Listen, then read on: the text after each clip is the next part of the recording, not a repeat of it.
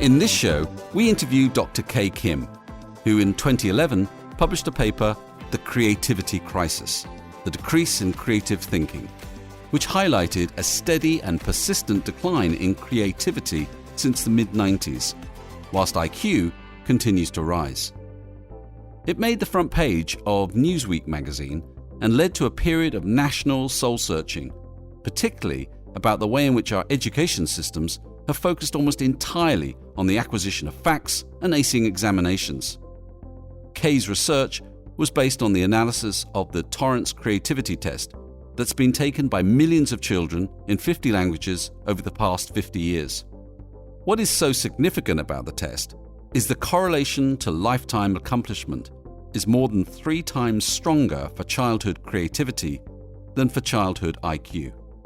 Kay is passionate about reversing that decline because she argues it's stalling our economy and our ability to solve the world's biggest problems. She also has a fascinating story coming from a very poor rural part of Korea to becoming one of the world's most influential academics. And as you'll see, she's a huge character and is about to rock the world again with some new research, which perhaps a little unexpectedly, even to herself, she provides an exclusive trail to Scott and I. Hey folks, welcome back to the Evolving Leader podcast. I'm Scott Allender. And I'm John Gomes. How are you feeling today, John? I am feeling very excited because I'm looking at one of the world's most interesting people. And who's that? And I'm not talking about you, Scott, by the way, just to clarify here. I was like, you get to look at me all the time. What's new? I'm talking about Dr. Kay Kim. Welcome to the show, Dr. Kim. Thank you for inviting me. So, Kay, we're here to learn about what you discovered in your research into creativity at an individual, at a leadership and a societal level. That's a big subject. But we must start with your remarkable childhood and what propelled you to being one of the most respected and influential people in your field. Can you tell us a little bit about that part of your life? Well, I wanted to be somehow inspiring, but not really. Because when I was little, I just found some injustice. For example, like when I graduated elementary school, I was supposed to get the valedictorian award, but I was denied only because I was a girl. So another boy got the award. Okay, so so I complained, but it didn't work. And then later, in graduate school, in my doctoral program, I asked a lot of questions to professor, and also sometimes I disagreed with the professors. And then one of them didn't like that at all, so I had to repeat entire one more semester. And then I became an English teacher there, and then so public school, middle school, high school English teacher. So I wanted to motivate my students to learn English in a fun way. So I did a lot of activities. I even taught like pop songs from UK or US. And then, but I got the lowest teacher evaluation from my supervisors. So it means it's something, whenever I did something different, or I challenged the status quo or authority, or just it killed me, right? So I didn't even know why I was different. So I always blamed myself for being different. And then finally I came to US, and then I found that, I didn't fit there. It means the culture, it's culturally, it's Asian culture really have a strong social conformity pressure. So that's like really killing creativity, people's creativity. It's uninspiring, but that was my motivation. Your really early childhood. I mean, in your book, you talk about you came from a very poor village with very low. Poor. Everybody was poor around. Everybody was poor, yeah. But you had very low access to education and so on. Yeah. So, but Well, earlier, really, like I had a lot of questions too, like 2 or 3 years old, I didn't have a penis, which my older brother has, right? No, I asked my mom, and then she said it's a rabbit took mine. So I just was so distressed. I was so um, okay, frustrated. Why? Because I found that even like at age 3, I already found that having penis gives you a lot of privileges or advantages, like many benefits there. So yeah, I didn't like that. And then so I went to church, and then I asked a lot of questions to my pastor, and then he said I have a devil in me because I am doubting all the time. So I don't have any what is a faith. So anyway, so since early it has been like that. But my mom actually encouraged my curiosity. And then I went to, even though we're poor, when I was in middle school, first year middle school, I got scholarship. We don't have any, need-based scholarship. It's just a merit-based scholarship. I got scholarship from U.S. military people near my hometown, like there was. So that really, can I say, inspired me. Why? Because it's like they don't even know me. They are not related to me at all, and they give money, right? So it was just like a new way of life. So I just thought that I could be like that. I could be successful, and I could help other people who I don't know who without any return. That's why, yeah. If we could jump forward a little bit, what was the conditions that led to you writing the article that then became the book? Every decade, intelligence is increasing every decade worldwide, right? So the people assumed that creativity is increasing too. But when I looked at the trend of creativity scores measured by the Torrance test, I found that it's declining. So that's why, yeah. And also even before that, I thought it's intelligent because I studied intelligence in my Korean PhD program. When I was studying intelligence, I found that something is not right because when I looked at the Nobel Prize winners, a lot of them didn't have really high intelligence. Okay, so and then later I found that it's a creativity. To produce something novel and valuable. You have to have some kind of creativity. So that's how I started thinking about creativity is different from intelligence. So it started earlier. Yeah.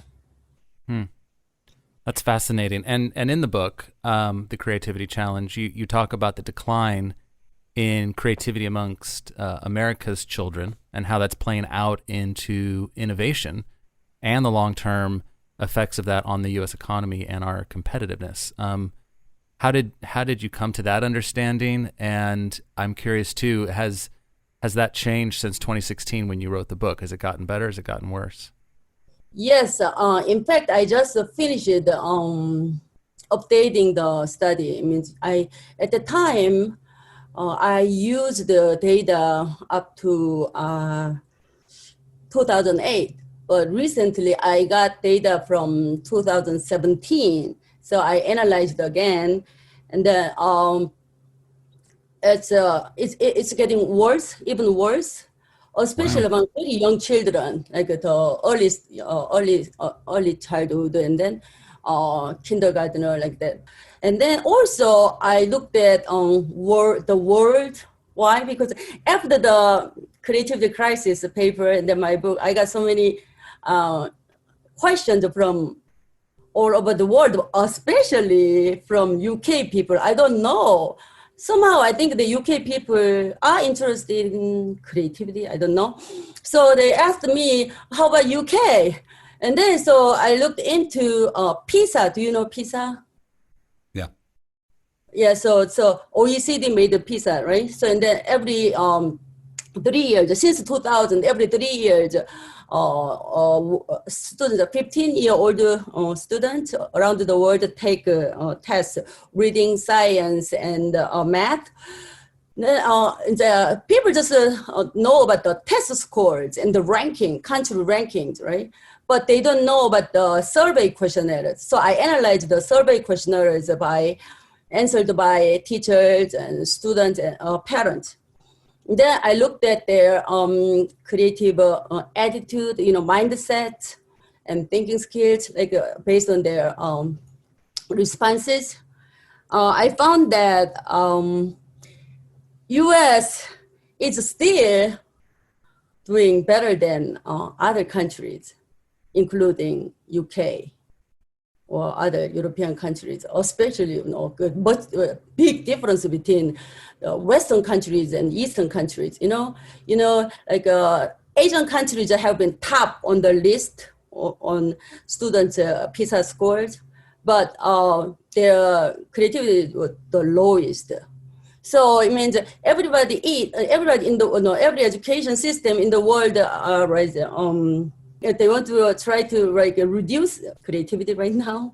So U.S. creativity is declining, but it's still better than other countries' creativity. So what's happening to us? Why are we going this direction?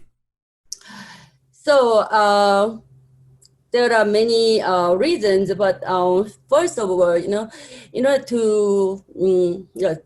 beginning of creativity is actually curiosity. Curiosity drives learning, okay? And then when you are curious about something, and you can find some interest, and then you develop, you know more about the topic, right? But because the world education is more like, because it's every time PISA or the OECD announces the ranking of the countries around the world, a lot of countries become panic, okay? And then actually they are trying to copy or trying to follow Asian education system right now, okay? So it means it's to have a high test scores, okay? High test scores is different from learning, okay? To get high test scores, you have to you have to be interested in the topic, right? Instead of just memorizing. Right now, just without curiosity or interest, you just try to memorize.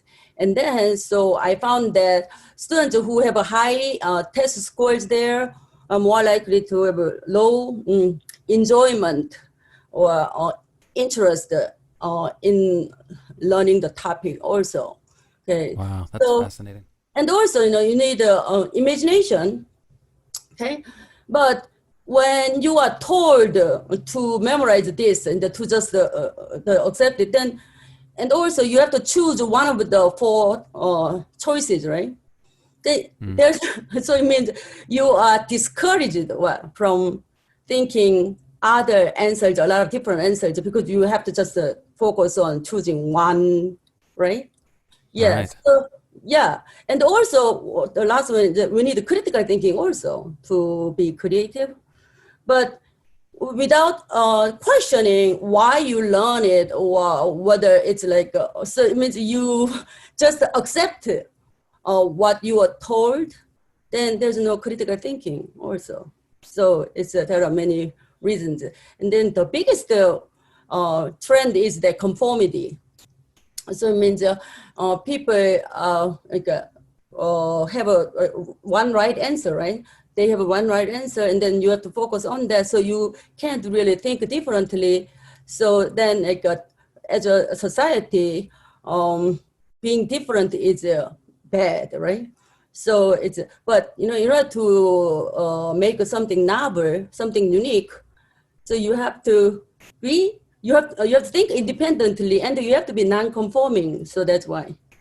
I think both Scott and I, who have children, would recognize the difference between our childhood educations and our children's, which have been a fairly forced march from 5 through test after test after test, and very little time to daydream and play and be children compared to our time. So yeah, I can see how curiosity is being ground out of our system.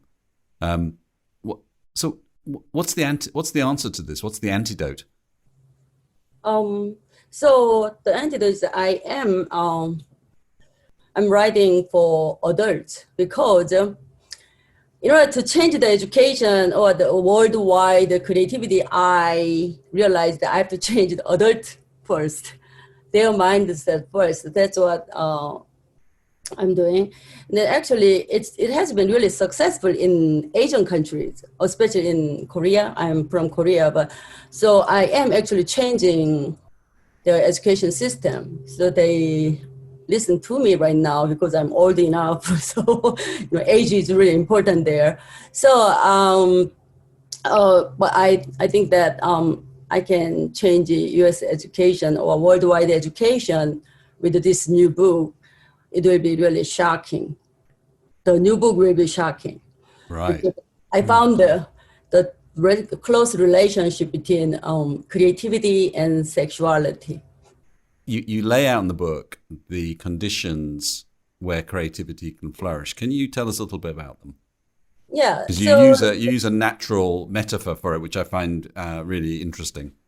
So it's I use the metaphor of developing creativity for growing apple trees in my book. That worked well in Asian countries, which are normally it's a traditional farming countries, right? But it didn't really work well in the US. That's why I found the metaphor of sexuality. That's why, yeah, but that might be more interesting. But I found that the first condition is like like a sunny, sun climate, climate that is playful, like that encourages curiosity. And then the second one is a storm climate, right? You need to develop a strength based on your curiosity and interest. So you know more about a topic of your interest, and then you know something. Okay, so focusing on your strengths, not weakness. You just ignore weakness and then you focus on strength. So you build the strengths in storm climate. And then the third one, soil climate. So it means you have to be in a fertile, like really rich soil, which means that you need to work with others. It's more than collaboration. It's like I call it cross-pollination. It means you talk with the people. Not collaboration is like formal, collaborating, for a specific goal. But afterward in the Silicon Valley, after work, you go to a bar and then you drink a beer with another people, and then you happen to talk about what you have done. So and then you get some idea from others like that, right? That. And then the last one is space climate. It's you need to have time and space for yourself. It means you have to be alone. You have to think really deeply, and also think differently. It means be non-conforming. Yeah. So if you were thinking about helping an adult to build a mindset, because your apple tree metaphor was very focused on schools and education, but you're now focusing on adults as well. I think the same things apply. But what would you practically to say to somebody who perhaps a leader that's become very expert focused and lost the curiosity and lost the openness to the world around them? What would you say they should be starting to do differently? So it applies to organizations, institutions, the same. The first phase is a knowledge phase. It means preparation. You have to get knowledge. So it means each person has to focus on a unique, unique knowledge. It means they focus on their curiosity, interest. They know one topic very well, so they accumulate knowledge, right? And then after that, it's imagination. is that when you find when you accumulate knowledge in one field or one topic, you can find some kind of a new problem to be solved, or you want to improve something like that, right? Because it's new, if you can't solve the problem using existing knowledge, you have to use imagination, right? So then after you imagine alone, it's always like that. Whenever you have some kind, companies want sometimes like as a team, you want to generate new ideas, right? Then you have to first generate idea alone, okay? And then after that, you share ideas together. So it means solo ideation and then collective ideation. That's the second phase. It's an ideation phase. The last one is actualization. So you get some idea, but imaginative idea, but that's good for uniqueness or novelty, but it might not be really realistic. So, and then the last phase, in the actualization phase, you using critical thinking, you actually make into real. So it's I don't know, we have to follow these three phases, but each phase has a different focus. And with the first knowledge phase, you have to be focused, right? And you have the goal driven. And then second phase, you should be unfocused. And it's like process driven. You don't think about it, and then you just immerse in it, and then you have fun. And then the last phase is both. When you evaluate the ideas, you have to focus on goal and rationality. But at the end, when you promote what you have done, then you have to have empathy. So you have to focus on the process and the emotion. So I mean, the first rationality, first phase, knowledge phase for rationality. Second, imagination phase, emotion. And then third, actualization phase. First, like rationality and the emotion. So it's a lot of different. But I guess what I have found is the most important thing is in imagination phase, sex really helps, And then especially it's not one night stand. It has to be like a bonding or love making. That really helps your imagination. Yes. So, all right. So we can't let you off the hook here. You have to tell us a little bit more about why that's the case. So to imagine something, of course there are like two kinds of imagination. One is a conscious, the other is subconscious. So if you use a conscious imagination, it's like just reproductive. It's not really new. But if you use a subconscious imagination, you can really think about like unrealistic or crazy or weird or new idea, right? So, but in order to do that, you have to be immersed in the process, and also you have to have a really positive emotion, strongest positive emotion. So when we are engaged in sex, if it's good, then like you produce the strongest positive emotion, okay? And also when you are in love with someone like that, then your mind tended to see the big picture, long-term picture, like eternity, forever love, like that, right? So, and then your mind becomes really wide, broad, and then you can think beyond the constraints, beyond the blocks, and then you couldn't imagine what other people don't see. That makes real sense. How did you get to that? Where was the insight that led you to kind of seeing that?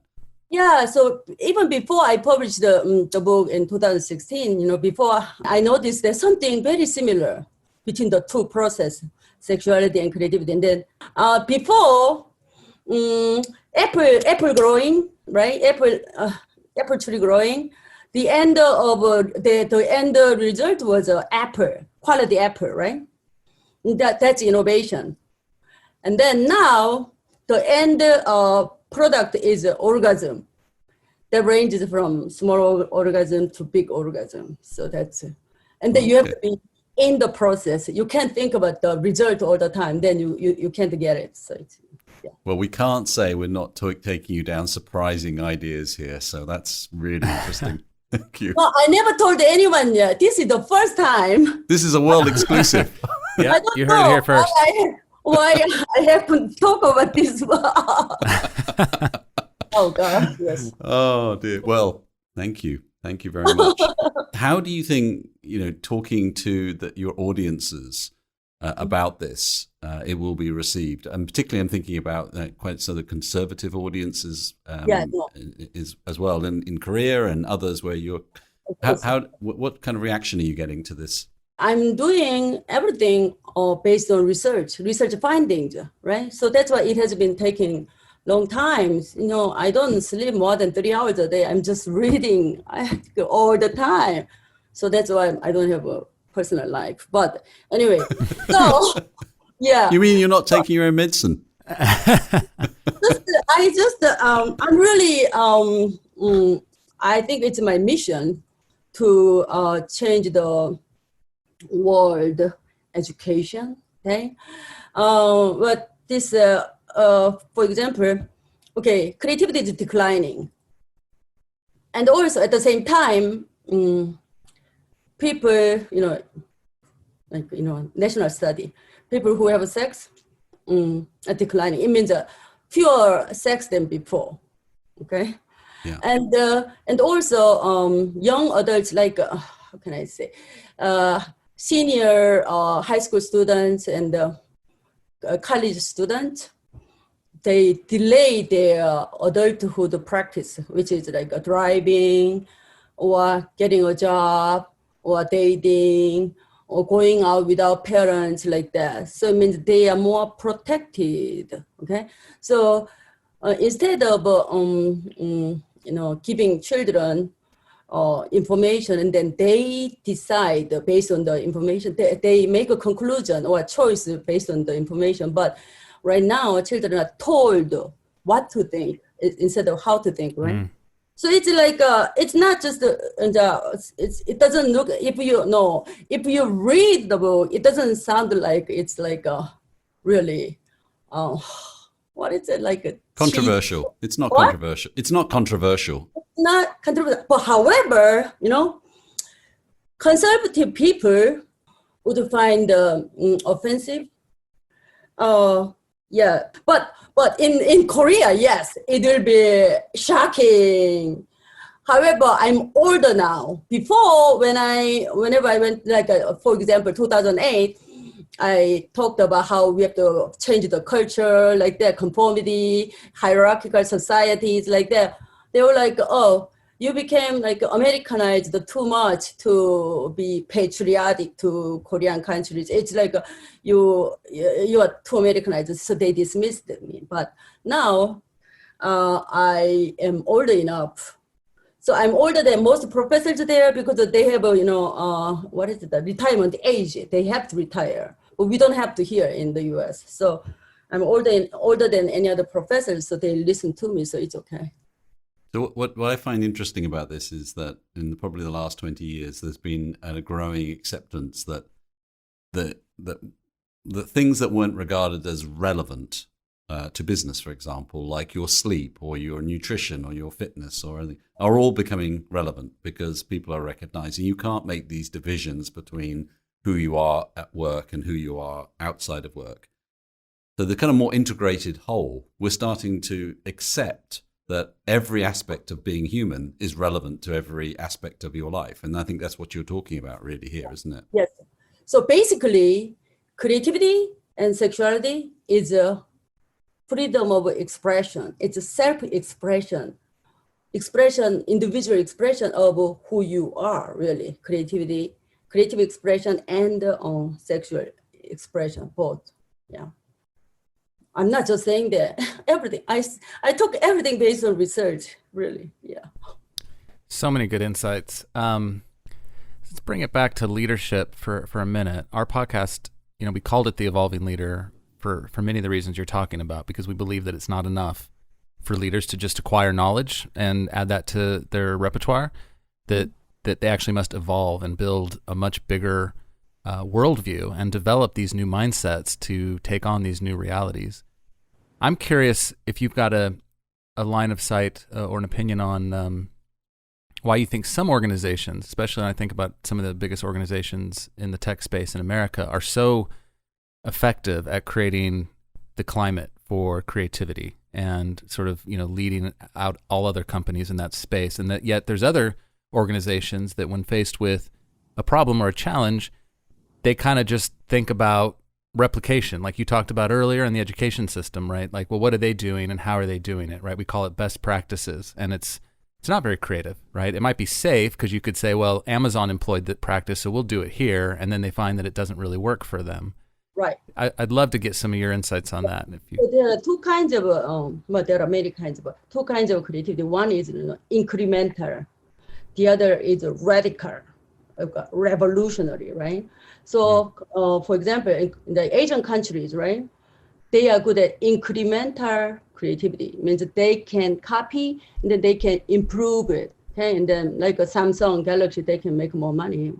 But revolutionary, radical creativity requires imagination. So you have to think about something totally new, right? Beyond the limitation, beyond the constraints, right? So in order to do that, there are 4 mindsets. First, big picture mindset. You have to see really big. If you are focused on just like making money right now, like short term, then it doesn't work. Okay. Second one is a playful. I told you, playful mindset. Like if you are too serious, it means you can't think new. It means you have to, you have to keep your sense of humor all the time. Humor, right? But in Asian countries, humor is really disrespectful. And then third one is a risk-taking attitude. So it means you have to try new. So it means it's really risky, right? Risk-taking, right? And then the last one is, I told you, non-conforming attitude. You need to be able to think differently. And before finalize your idea? When you are developing your ideas, you have to be able to share without thinking like other people would think me like stupid or like my ideas are stupid. Or so you have to be able to. So it means the leaders, companies should foster this kind of climate that fosters big picture thinking, playful mindset, and risk-taking mindset, and non-conforming mindset. Also, I told you having more sex helps. Really. Okay, are there anything else? Is there any other topics that are particularly firing you up at the moment, or you're excited about that you'd like to talk about? In engaging in creative expression, right? Without thinking about like what the result will be, like whether I can achieve innovation or not, just engaging in creative expression has so many benefits: mental health, physical health, emotional health, so many. Okay, engaging in sexual expression has so many benefits. Okay, both men and women, There are so many benefits according to research. So we really have to focus on both. Without it, it doesn't work. We have to focus on both. Yeah. Do you outside of your academic work and do you have any other specific outlets for creativity for yourself? Do you do other things to express yourself creatively? When you cook, look at this, okay? From small innovation to innovation, the smallest innovation, you cook without recipe. And then your family really enjoys it, right? That is and then another thing, as you know, in gardening, I just love growing plants. Just, because you raise children, every morning you see your children, you become happy, right? right? Especially they don't say anything, So plants don't, talk to me, or plants don't argue with me, right? So like every morning I look at them, it's just, it's really relaxing, and it's really good. So that's what I'm doing, yeah. Yeah, my kids are the best when they're sleeping. I like to look at them. Yes. Right. Yeah. So staying on the topic of you, we're wondering if you'd be willing to help us with a little experiment. One of the commonalities that John and I share, which eventually led us to creating this podcast, is a thirst for creating leadership experiments in our own leadership practices and with those leaders that we work with as a means to create exponential value over and over again. So to that end, we'd like you to conduct an experiment on this show with something we are calling the Vulnerable Leadership Interview. Unless you get too nervous about it, we intentionally mean for this not to be taken too seriously. It's where we ask you a series of quick-fire questions and you answer as honestly and quickly as you can. Are you up for it? Yeah. Cool. Okay, so let's go. Okay, what was the biggest lie you've ever told at work? At work, oh my gosh, that's a problem. Then I thought it's just in general. Well, you can tell us in general if you like. In general, I was born in 1967. But according to my register, because before me, my mom lost 2 boys. Okay, at the time, we don't even know why. But so they didn't register me because they thought I would die again. So later they put it. So somehow they put it in 1964. Okay. But my real age is I was born in 1967, but I use this 1964 really well in Korea right now because I always say I was born in 1964. So you need to respect me because age is really important in Asian countries, right? So it's actually lie in public, but on paper it's okay. So, but yeah. So they're saying, like you're very old, but you look very young. I feel a little bit guilty about it because of my. This is the first time I've heard somebody say they lie about their age in reverse. No, but in Asian countries it happens. Yeah, Asian countries the age is really important, because we have to choose 2 different languages based on age. Respectable language and normal language, right? So, yeah, but this is secret though. Okay, so it's a secret. Good. We won't tell anyone. Where do you feel most vulnerable at work? Because I'm Asian woman professor, okay? According to research, Asians are supposed to be subservient, So they really expect that. Like, for example, people tell me, Dr. Kim, you have to have a balance in your life. Before you get too old, you need to date, you have to get married. And then I started dating. I started a dating site, Match.com. Okay, and then a lot of men liked me.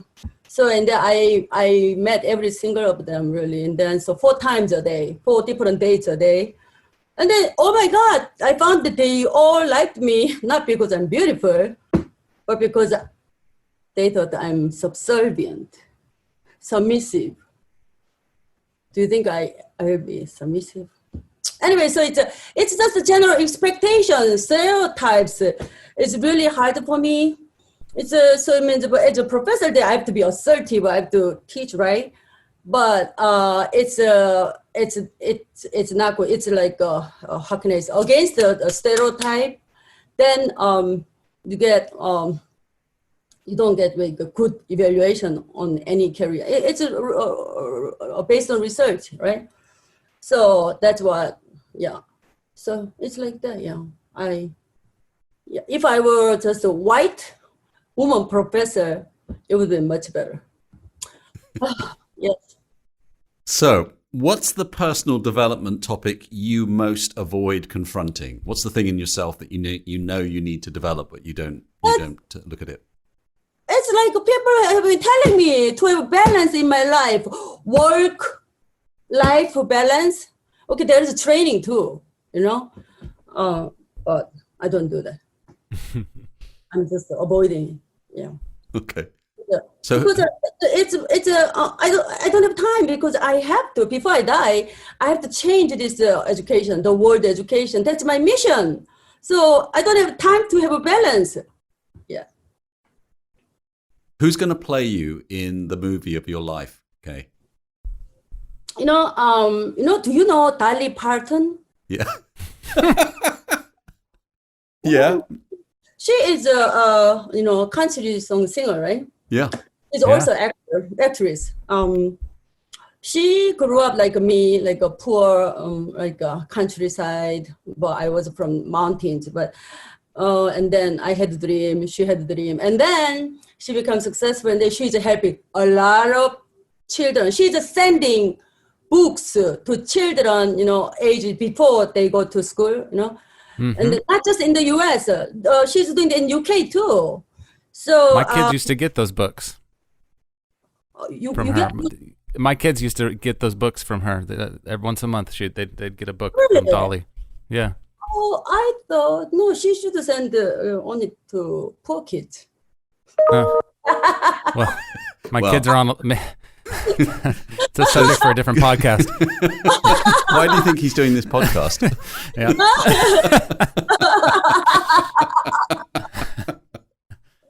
Okay. Oh, dear, yeah. So what would your children say is your least appealing feature, Kay? Yeah, so because I'm really, really focused on something, I can't hear anything. Like it's like this, okay? One time, like it's a Thanksgiving in this country. My friend came from Michigan, and then he was taking care of my children or playing with my children, but I ended up didn't come out my office, my bedroom.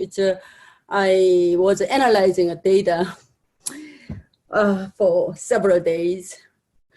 So it's like this. I am really focused, and so people around me really complain about that's the terrible thing I have. Yeah, but it's even though I don't know. I tried, but it's well, I don't know what time it is.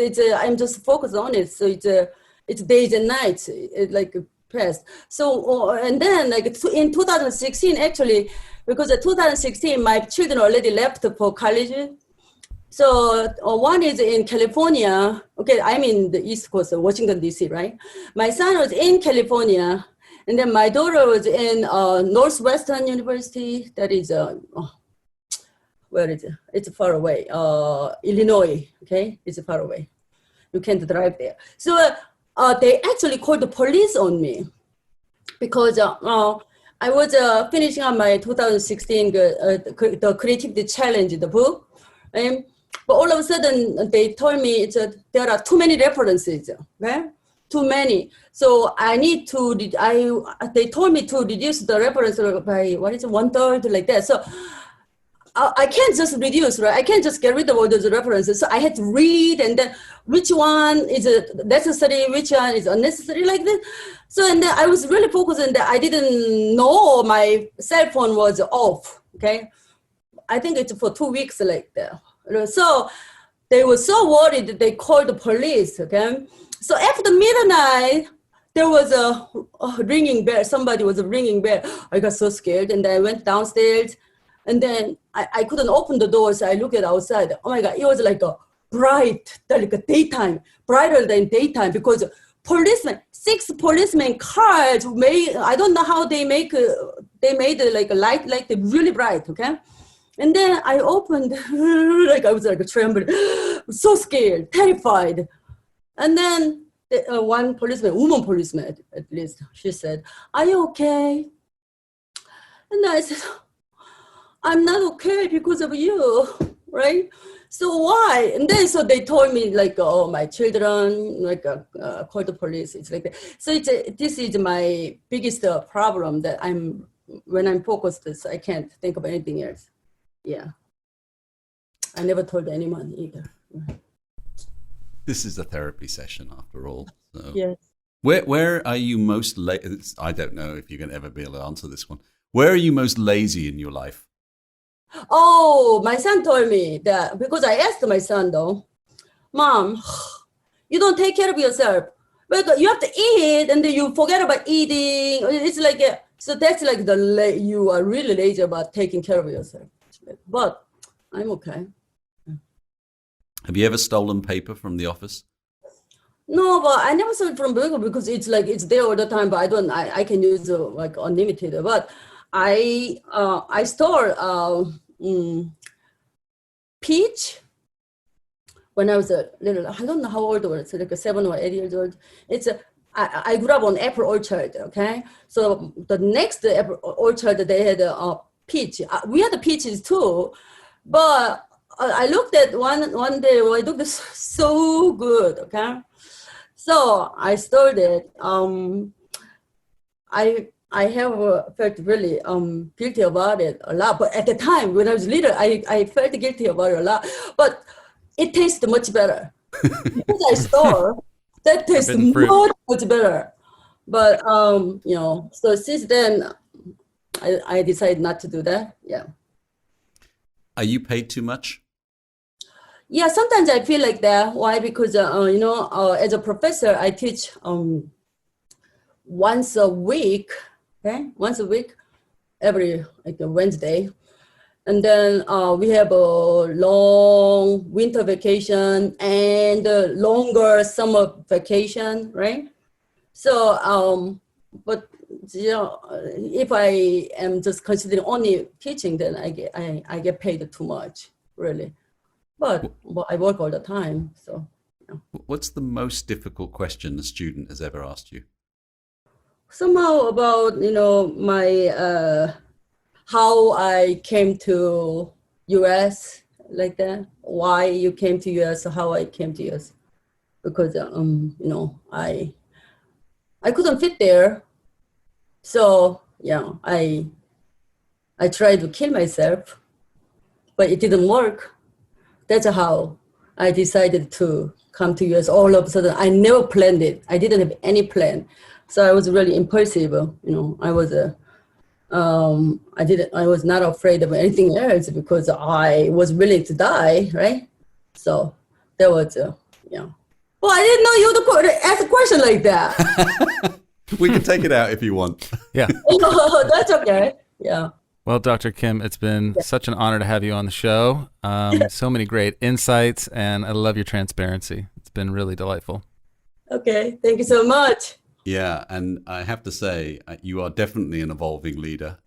Can't see you standing still for a moment in your progression. And your work has been inspiring to us and to millions of others, and you are changing the world. So with that, we say farewell, and we hope to talk to you again at some point, particularly when your next book comes out. Absolutely. Yes, that's what I want to tell you. Yes, okay. Thank you so much. Okay, I enjoyed it. Okay, bye. Take care. Bye-bye. Bye for now. Bye. Yeah. Well, until next time, the world is evolving. Are you?